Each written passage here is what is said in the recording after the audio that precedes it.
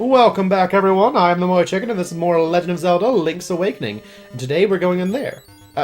Oh shoot. Well, as I mentioned in the last episode, you can choose to get rid of your sword if you want to, and I seem to have my powder out. So let's switch that back to this. Now, you may know some little things are different, like in particular the color. Level 1, Tail Cave. That's because we are playing this on a Super Game Boy now, instead of what I was using last night, which wasn't working very well. Unfortunately, I did not know this. Apparently the thing I was using last night makes it so that it doesn't save in the cartridge, so hooray for that. So I had to play through the entire game again and get back to this point. So I'm very familiar with the very beginning of the game. Also, I'm completely skipping over this, is the compass. It's a very cool compass in this game because it has a special tone that plays whenever you're into a room where there is a key that you don't have. So, it's very helpful for finding keys, especially later on in the game. But for right now, let's see, let me turn up my volume just a little bit so I can hear it if it happens. Ooh, here we go. A little bit louder. Let's see. Alright, hopefully that won't pick up too badly. But we are in the first dungeon, the Tail Cave. We found a key. So, presumably, the compass made its noise when I entered here, I just couldn't hear it yet. So, hopefully I'll hear it next time. But, let's see. I want to hear the noise now. It's like, each time I enter a room, I'm going to shut up just so I can actually hear it. But, we're here trying to find an instrument. That's what the owl told us. The owl that sounds like a pigeon. And informed us that we need to find an instrument in order to wake the windfish, which is something that we want, apparently. I got 20 rupees. Joy. And this is a cool first dungeon. It's not very hard, but it's a good introduction to what you can expect from the other ones. I don't know, I gushed about this game already in the last episode, but I do really like this game a lot. And I don't know, I mean, like, it is, you know, it's laid out on a the dungeons are laid out on a grid system, kind of like in the first Legend of Zelda game, unlike Link to the Past. But they still managed to make the dungeons very varied. There's still a lot to them, so it's a fun game. Yeah, Stalfos. Stalfos and Keys. Die, Stalfos. Die, Stalfos. You are dead now. Let's see. Do I have I think I do have a key, don't I? I have 3 keys. Okay, so I also have a Guardian Acord! Oh, so good! That's the one that reduces your damage a little bit. I actually well, that worked out well for me. I actually prefer the Piece of Power. I didn't remember that you could get that. Oh, these things. Okay, so this is a timing thing that I'm really bad at. The idea is that when you hit them, it stops their cycle, and you want to try and get it all in the same thing. Ow. Alright, come on. No, get away from each other. It's way harder if you're next to each other. Come on.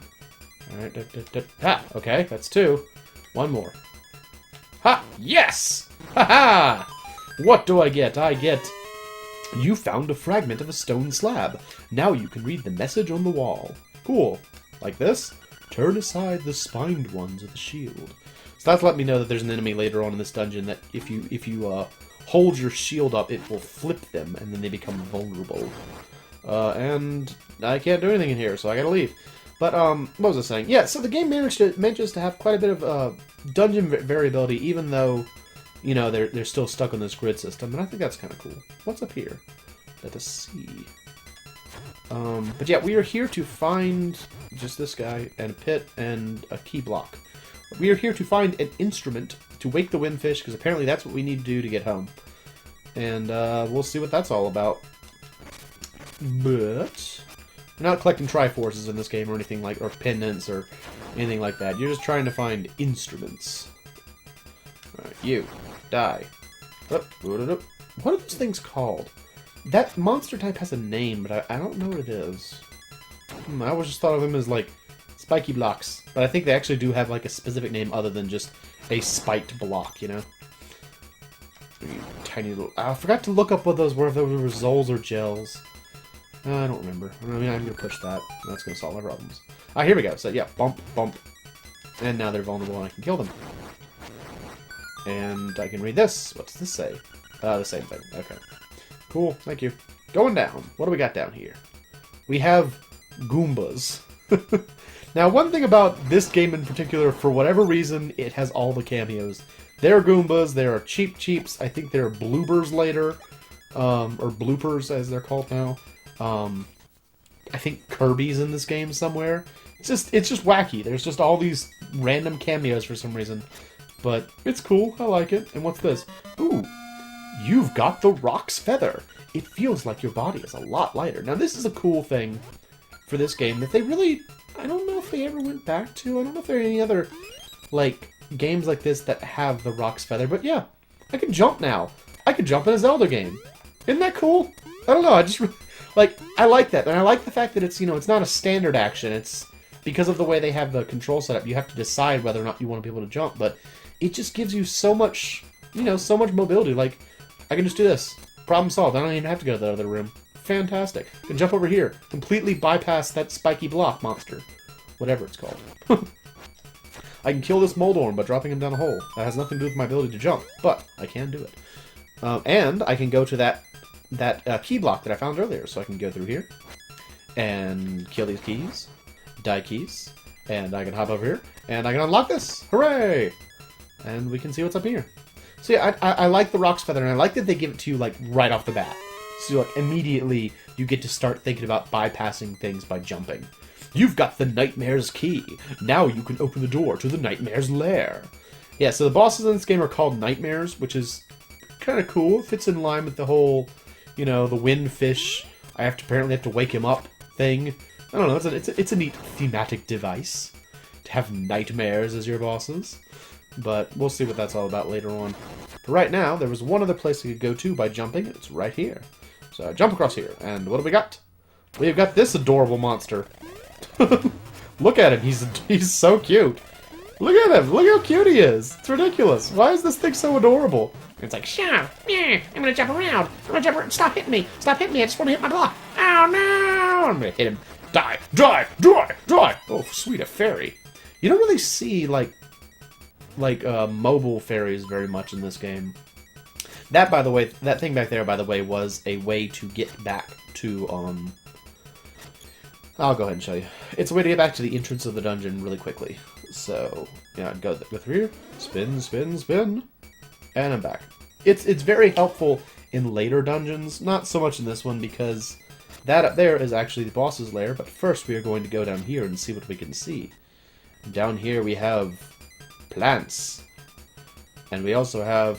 Dun dun dun! Dead people! Oh! This was really creepy to me when I saw it the first time, honestly. Because I was like I don't know, like 10, 11, something like that when I first saw that. And I'm like, oh my gosh! Skeletons! Because it's creepy to see that in like a Zelda game. I don't know. Also, look at them. They're gigantic. Like, compare them to Link.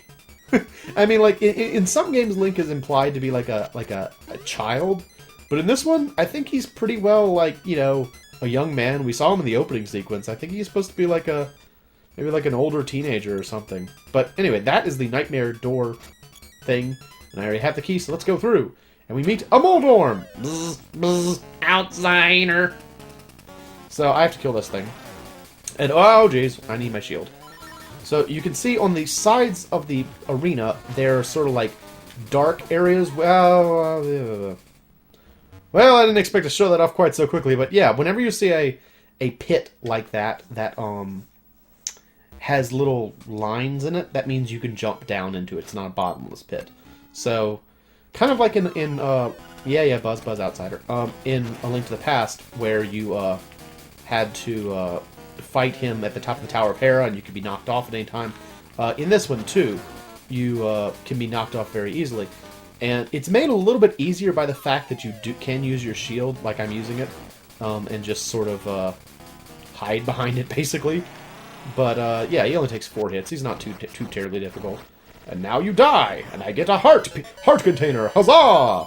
And inside I find... What's this? It's an instrument. You've got the full moon cello. Oh, here we go.